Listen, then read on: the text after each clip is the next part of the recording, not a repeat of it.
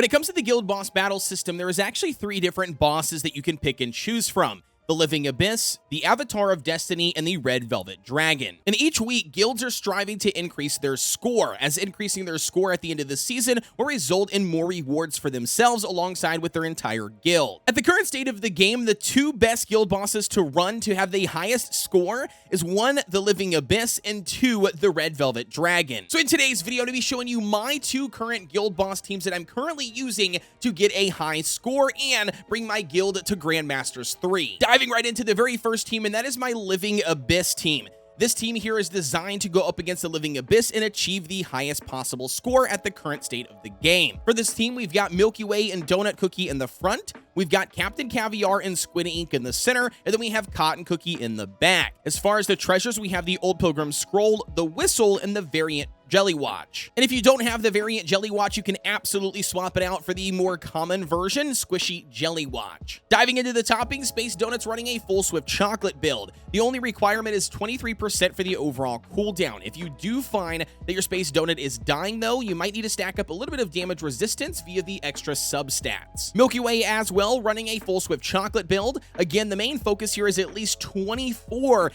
for the overall cooldown. Damage resistance is not required, but again, you might need to stack a little bit of damage resistance on Milky Way if you do find that they are struggling to stay alive. It's also worth noting that Milky Way needs to have more HP than your Space Donut, specifically so they can get devoured by the Living Abyss. Captain Caviar running a full Swift Chocolate build as well. Again, 23% is that main staple for the cooldown that you are looking for. Outside of that, though, it is recommended to potentially get around that 8% for the damage resistance for the remaining substats. However, though, I have been running on a 5.8%, and he seems to survive the entire time, no problem. So again, 23% for the cooldown, and then whatever you got, throw it back into damage resistance to aid in the survivability. Squid Ink is going to be running a mixed set. We've got 3 searing raspberries and 2 apple jellies. Again, the main focus here is 8% for the cooldown, and then after that, you really only need to stack up crit percent and attack percent to aid in them doing more damage. It's also worth noting that you do need a level 10 magic candy for this strategy for Squid Ink. And then Cotton Cookie as well is running a full Swift Chocolate build. Again, the only stipulation is 24% for the overall cooldown. The rest of it, I would honestly try to stack back into damage resistance just to aid in their survivability, and then having as little attack speed as you possibly can will aid in utilizing their skill efficiently. Alrighty, as for the run, it's very simple. Tick on auto and go ahead and queue up Cotton Cookie. Once Cotton Cookie utilizes their skill, we're going to queue up Squid Ink.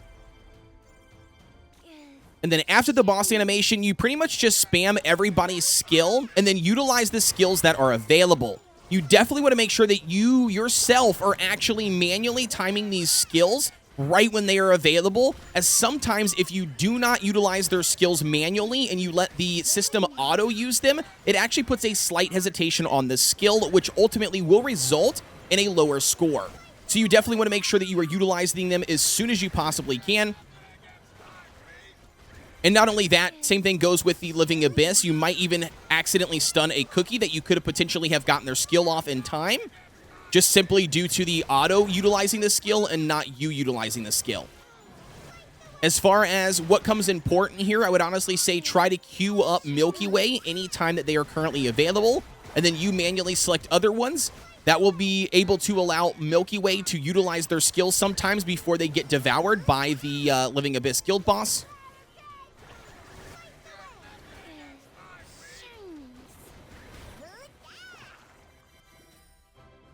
And there you go. As far as the overall damage for this run, 236.4 million. Keep in mind that this score will increase in scale the better your promotions are, ascensions are, your stats, your labs, all of that stuff.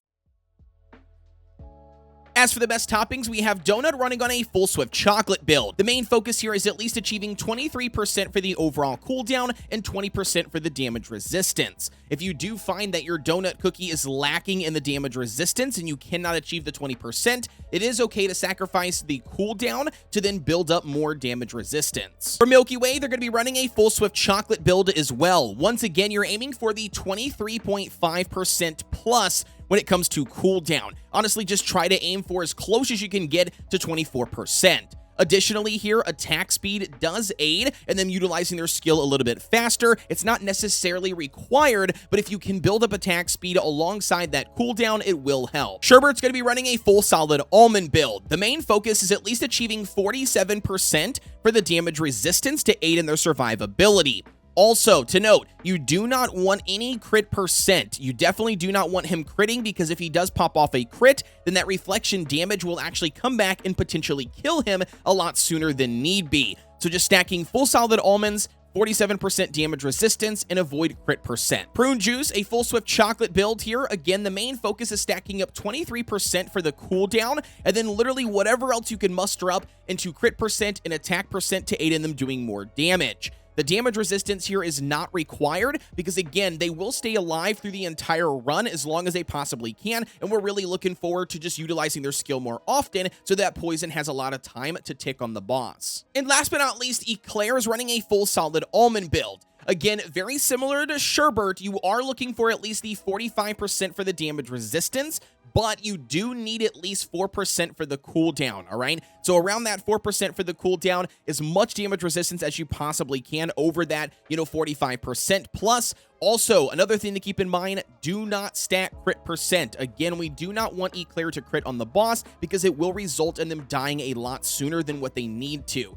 But additional attack percent will aid in them obviously doing more damage. Okay, so diving in here, the very first rotation, we're actually going to utilize everybody's skill but Milky Ways. We're going to use Milky Way at 57 seconds on the clock, so we're going to pretty much save Milky Ways. So Sherbert, Pruny, Claire, Donut, wait for 57. There it is. Use Milky Ways. Now for the second rotation, we're going to save Milky Way until 46 and Sherbert until 42. Use everybody else's skill, though. So we're saving Sherbert until 42. There it is. And then from here, Sherbert dies, which is okay. That's expected. And then it's pretty much just utilize everybody's skill as fast as you possibly can. When they get to that 1 second mark, you want to be spam clicking them, making sure that you can use them immediately.